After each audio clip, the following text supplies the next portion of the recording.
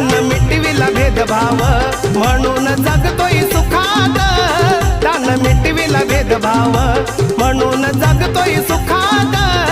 अन India हाय सारा माझ्या भीमाच्या धाकात, अन India हाय सारा माझ्या भीमाच्या धाकात.